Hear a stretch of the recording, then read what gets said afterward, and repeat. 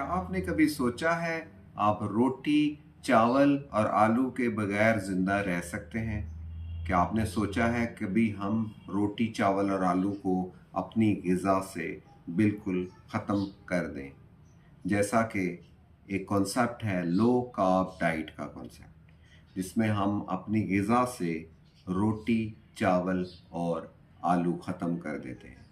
ऐसी ग़िज़ा जिससे आप वज़न कम करना चाहते हैं और अपना शुगर लेवल कंट्रोल रखना चाहते हैं, तो आपको रोटी, चावल और आलू को ख़त्म करना होता है। ऐसी तमाम ग़िज़ाएँ जिनका ग्लाइसेमिक इंडेक्स 70 से ज़्यादा होता है, शुगर बढ़ाने की सलाहियत 70 से ज़्यादा होती है, उसको हम हाई ग्लाइसेमिक इंडेक्स फूड कहते हैं।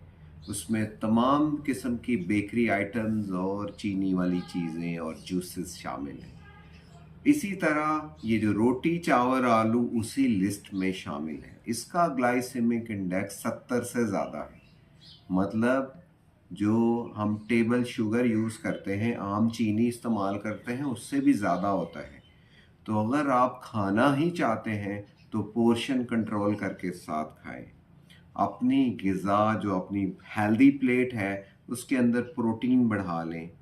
प्रोटीन किस में होती है? अंडे, गोश्त, दही, दूध, दालें, चने, उनको बढ़ा लें और रोटी का साइज़ छोटा करते जाएं, या रोटी मल्टीग्रेन आटे की बना दें, फिर भी उसका शुगर बढ़ाने की सलाहियत कम हो जाती है। दूसरा, अगर आप आलू, चावल, रोटी एक तो थोड़ी मिकदार में कर दें, अगर खाना ही चाहते हैं तो पहले खाएं सलाद, फिर कोई प्रोटीन वाली चीज़ जैसे कोई गोश्त, अंडा, दालें, चने वो करें, वो इस्तेमाल करें, और एंड पे आप आलू या रोटी चावल में से कुछ खा सकते हैं। इसके आपकी शुगर बहुत ज़्यादा जो स्पाइक करती है, ऊपर चली जाती है, वो इतनी ऊपर नहीं जाएगी।